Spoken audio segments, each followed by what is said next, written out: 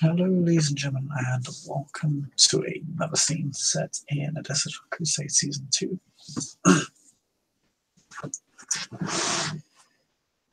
On this fine night, we once again set a scene within the fabled estate of Gaia Aurelia Crassus, as Thorvuld is making his way back to the haven of his sire to establish some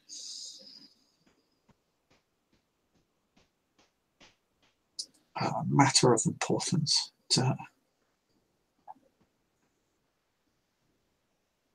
Thorvuld will make his way to the estate and he'll approach the gate to let in.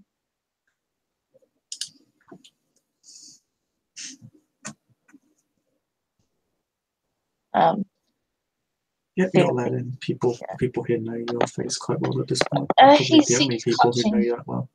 He's clutching a small bag as he makes his way towards through the building, past all the various rooms, towards where his sire is usually in occupation, which is a study slash lounge. And he will ask the servant outside to open the door. And when she does, he will take a knee. He'll kneel in the doorway.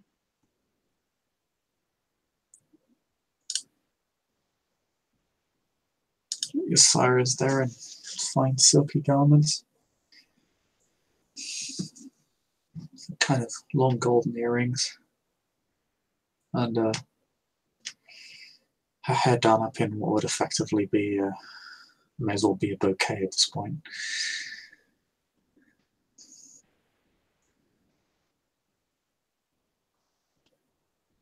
He doesn't even like normally he'd try and resist smiling, but he does have sort of a big smile on his face as he kneels there, waiting for her permission to enter. He's sort of got a little velvet bag clutched in his right fist.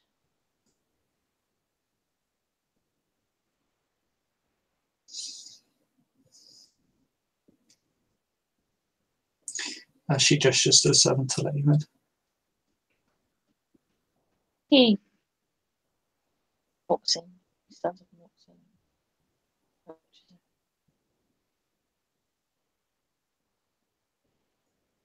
My lady.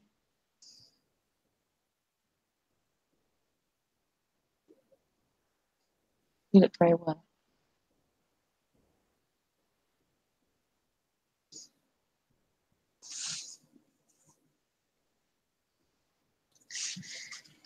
Her expression is as normal, fairly difficult to read.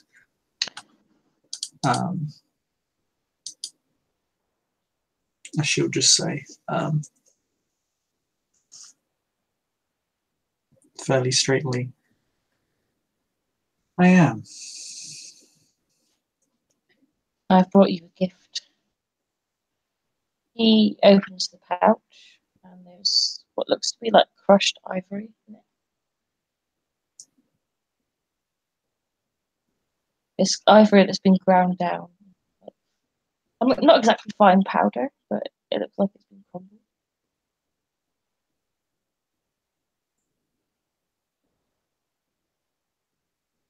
He places it on the desk in front of him. The primogen of insert name here. It's important for me to find out. The gang primogen of the city. He wanted me to pass on the message to you, as he didn't deem. Oh, you're getting all quiet again. He said I'm trying to be quiet because it's late. The primogen of the city, insert name here, said that he wanted me to pass this message on to you because he didn't have the honor to come and speak to you himself.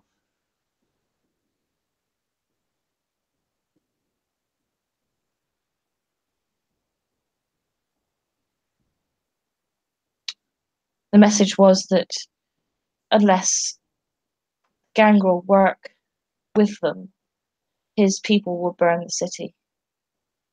They're planning on burning the city anyway, burning all the crops. But he wanted to offer us a peaceful solution to avoid our. He wanted to leave us out of the conflict and spare us. However, I found his lack of respect to you highly insulting. He offered me this pipe made of ivory, and I crushed it.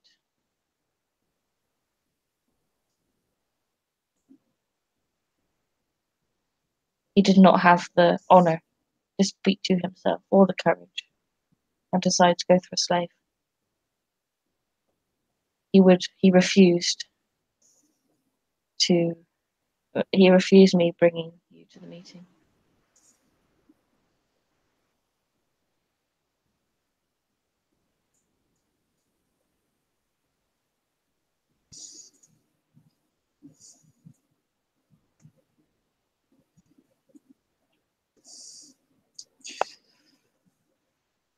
As a servant, if you are told to carry the message, you carry the message. Whether there is honor or not in the decision is for myself to decide. I did carry the message, my lady.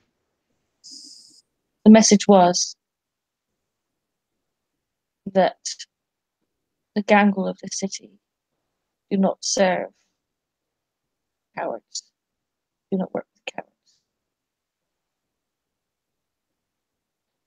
who do not have even the slightest bit of decency to show to an elder. How can we trust someone with no decency, no honor, no respect? He insults me. He insults you.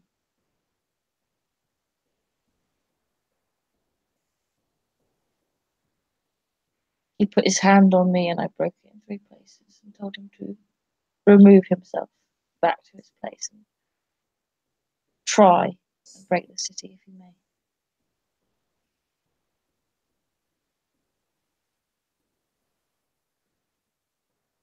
I don't respond well to threats. I don't believe the prince would respond well to threats, nor, if I may be so bold to say, do you, from what I know as your servant. You attacked your elder.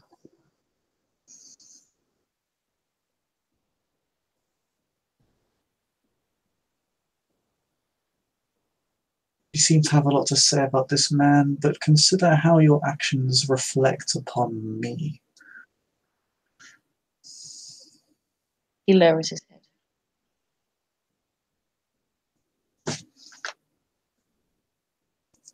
I don't believe an unruly child attacking an elder in permission of their clan from a foreign area is exactly going to earn myself any honor. So you wish to bargain with these people that are threatened to burn Tessa and threaten the prince? Would you have chosen the political tact? Did I say I was going to bargain with them? Am I obligated to answer this question? No, my lady.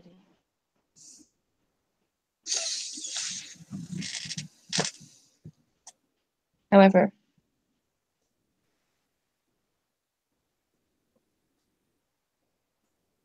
he refused to meet you. He refused to be passing on the message. He refused to acknowledge you in any way. My blood oath to you is strong, and it was provoked by his disrespect.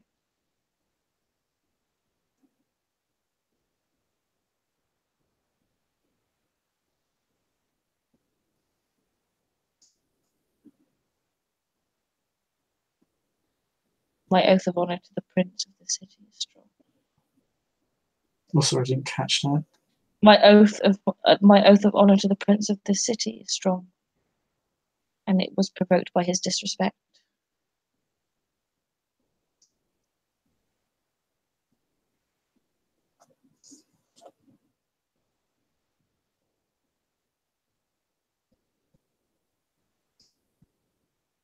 He was arrogant enough to believe that he was superior to you.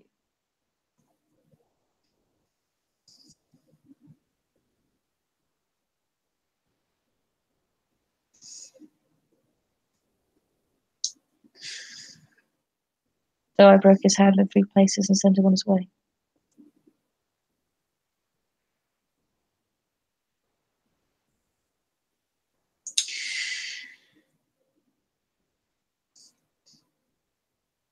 And were he not so disrespectful as he described, I would be within my rights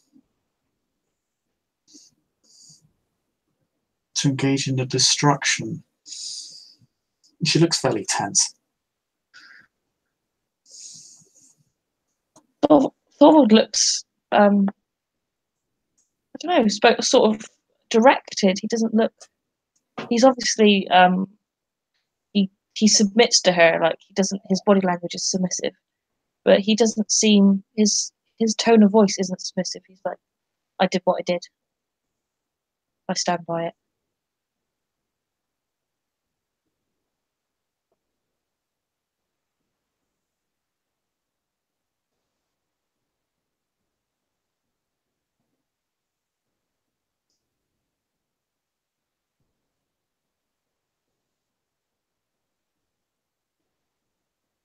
Does he say that, or he doesn't say that. He just his whole body language is obviously deferent to her, but he doesn't seem apologetic about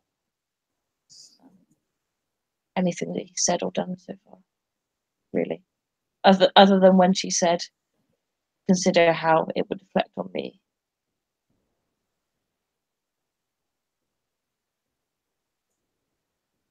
It's quite clear the blood bond is at play. He does occasionally sort of look up, try and take her in visually before looking back to the floor.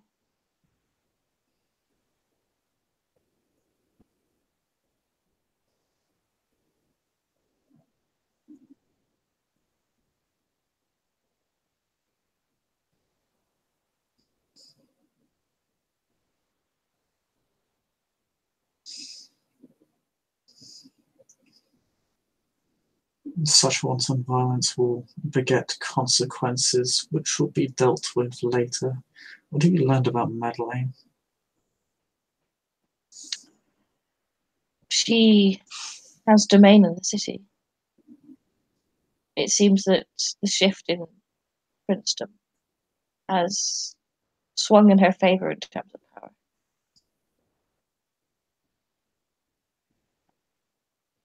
I believe that she is currently. She told me she's currently deciding on which city she intends to serve, either Timoran or Odessa.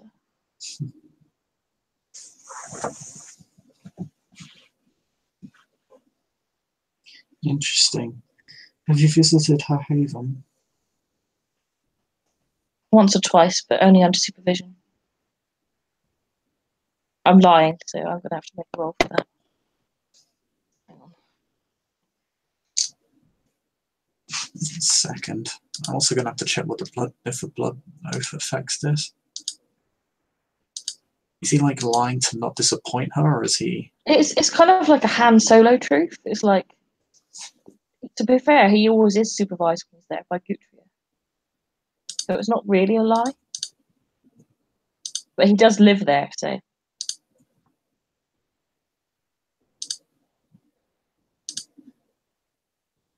I'm just checking to see how the blood oath interacts with this. Where it kind of obligates you to be more honest or not. I'm just going to check. I don't think it requires a roll because you're not being direct, you're being indirect and might require a single will point expenditure. I'll just double check real quick. I mean, he's not lying, he has been there. It's not about lying, it's about like whether or not he can lie. Whether it's It's about being forthright with a person like that is your entire life. Where the hell is blood over here? Damn it. As far as I'm aware, you can sort of tell white lies to people that you're blood bond to, but not directly. Like if she directly asked me, "Do you sleep in Madeline's bed?" he'd have to say yes. But he said, "Have you?" She said, "Have you visited her haven?" And he said, "Yes, but only under supervision," which is true because he's always with her servants. So technically, he's telling the truth.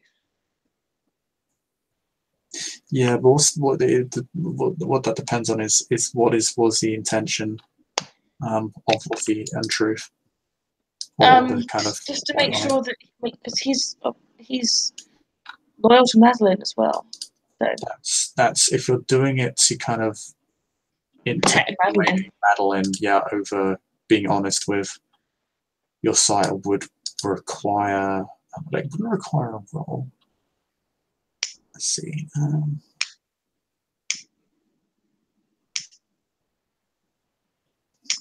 Oh no, it does require a roll. Damn.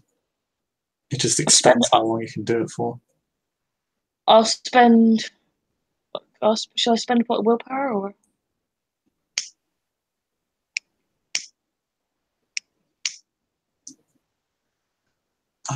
The blood bomb rules for this system are different to what I'm used to. So. Yeah, it requires you to make a willpower roll, difficulty 8, and then you need to spend a willpower point upon success. Okay. But also, you're not being direct at all, so this lasts for the entire scene. It doesn't just last for one turn. Because you're just literally just had it and then put it down. Yeah, the subterfuge roll will maintain at difficulty.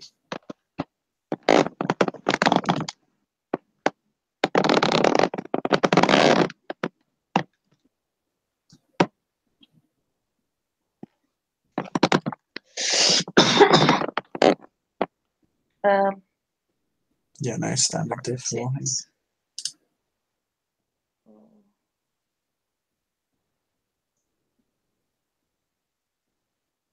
What diff? What's the diff? Well, ouch, no. Yeah, she can tell that he's lying, in which case.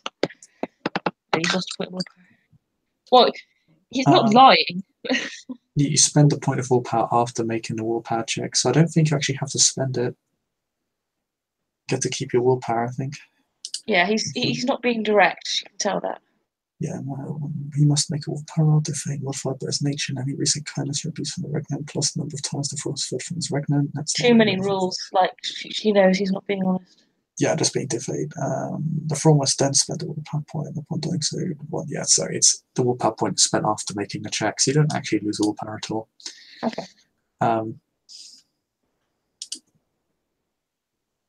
You are compelled to be honest with her, though. He sighs. I've been to her haven, yes. She has servants that are present at all times. But I've been within the walls.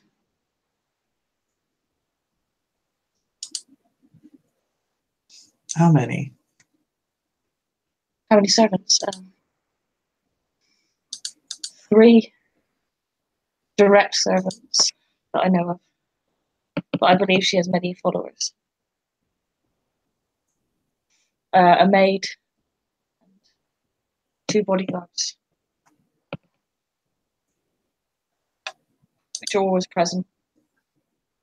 But many people come to the house, and I believe she has a herd of followers that also visit.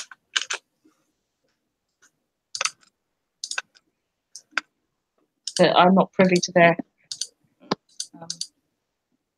place.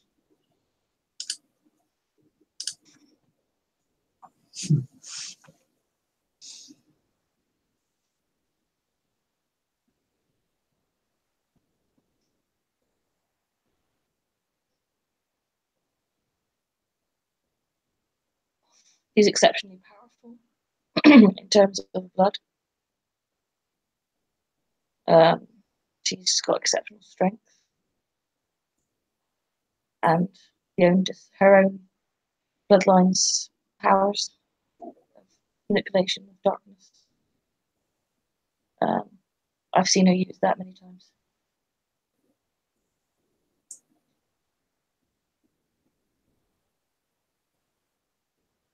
She seems to be capable of handling most situations so far that I've noticed. But she's not keen to kill. She prefers not to kill.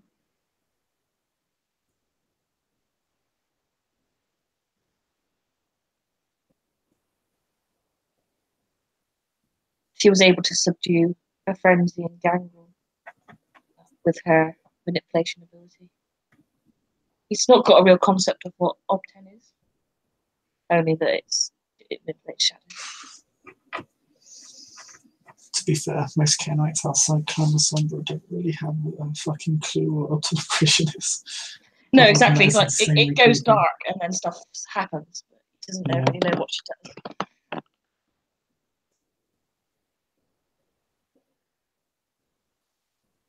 She's stronger than I am physically, although she has taught me some of her blood power.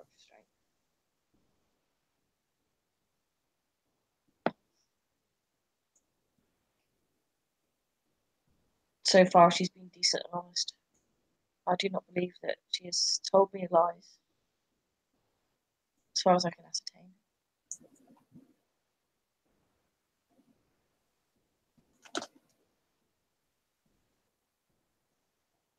Thorvuld hesitates. There's a hesitation. I believe she loves me, or she thinks she does.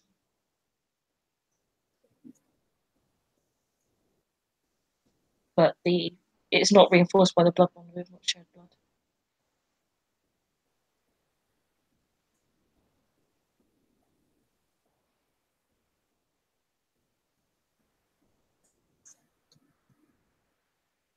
Seems to be a line she will not cross.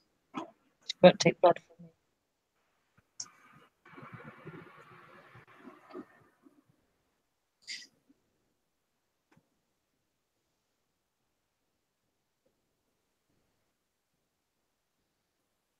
Which indicates to me that she is not bloodbound to any others.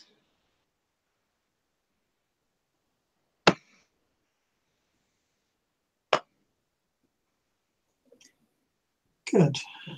Very good, Thorvuld.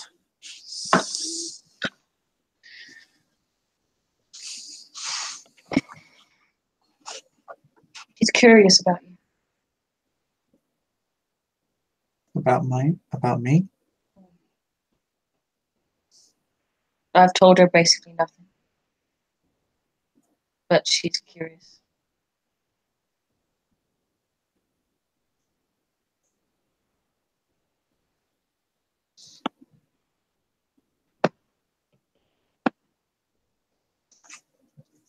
Have you managed to ascertain how involved she was on the attack on my haven?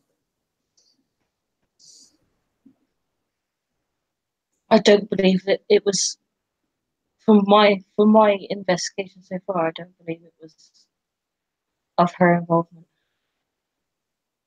I believe it's something to do with the hunters focusing on people that have been involved with the former members of Clan Toreador. The sister, what's she called? I totally forgot Emmy's character's name. It is possible that they are likely tracking multiple Canaanites and using them to identify others.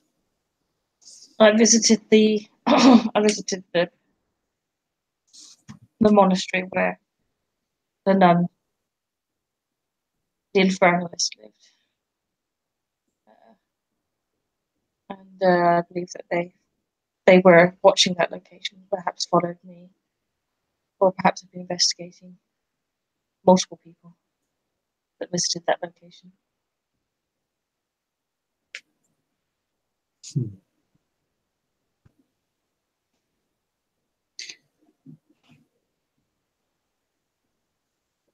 I'm inclined to forgive your prior transgression, perhaps even reward you.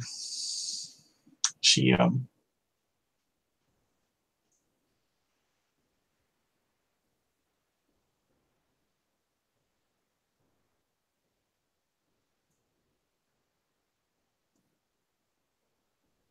He with looks her up. hand cuts open the palm of her hand and will just He like looks at the hand and he'll very gently cup it and place his lips against the blood. have earned yourself clemency and some manner of trust.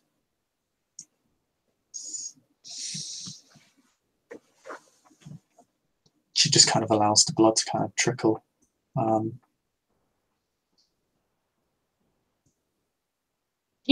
He'll drink from it. He'll do it in sort of a very reverent way, as if he was drinking from a holy cup, rather than all in his hand. Yeah, she just kind of cupped her hands towards you. He will drink and. She gives you about 4 or 5 blood points. Okay, that's delicious. Oh yeah. It tastes great. he enjoy he it's quite clear that he enjoys it. He's sort of when he's finished drinking, he will sort of rest his head. Can you make me a quick perception? Yes. Perception awareness roll.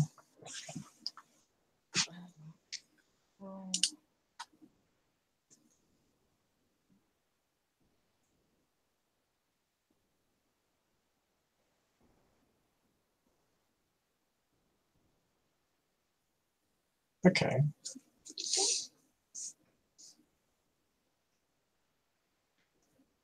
Her blood tastes a little different. Like it's like a really small thing. Actually, no, it's not a small thing at all. It just tastes better.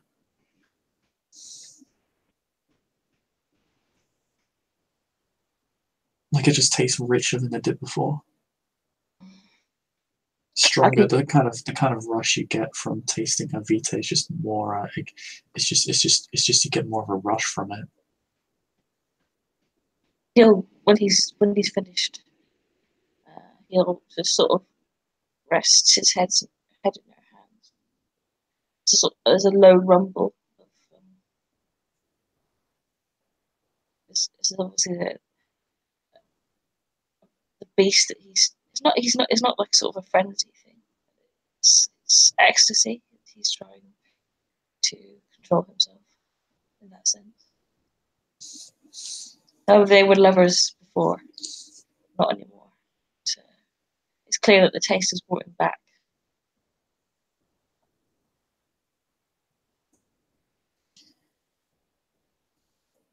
She just takes a moment to gauge you and then turns her back to you, with kind of her hands behind her back.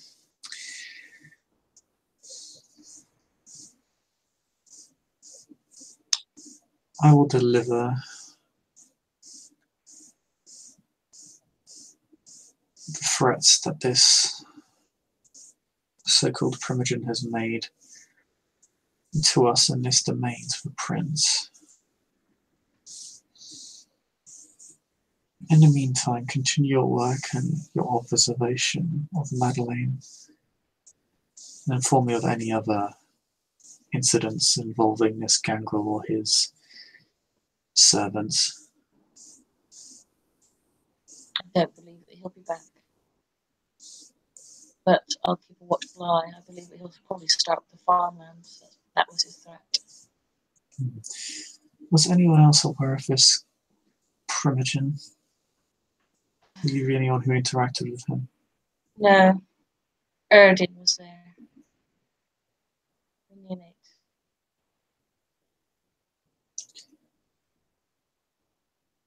What was his response to this Primogen?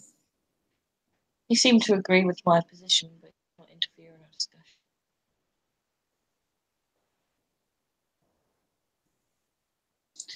She turns back around to you.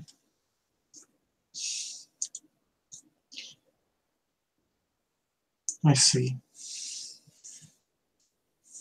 Then I shall follow up on this matter with him as well. He bows his head.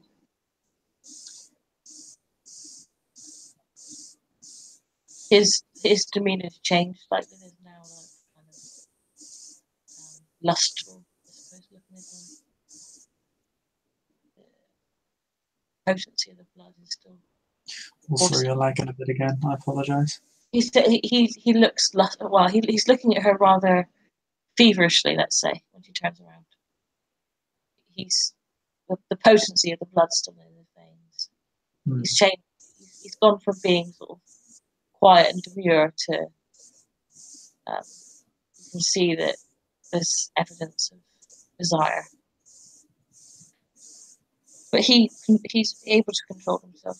He says, "I will leave you to continue with your business then, if I am dismissed."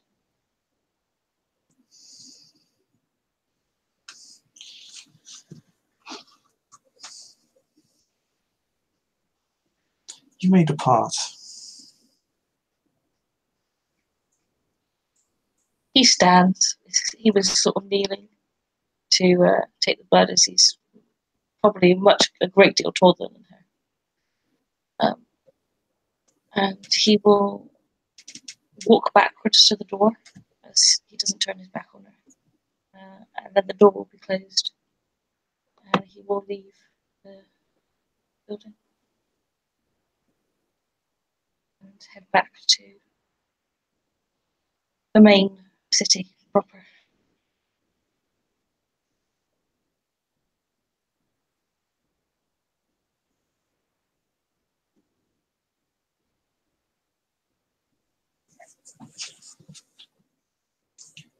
And I think with that, we may end our scene. Thank you perfectly. Thank you all for watching. We'll see you all next time.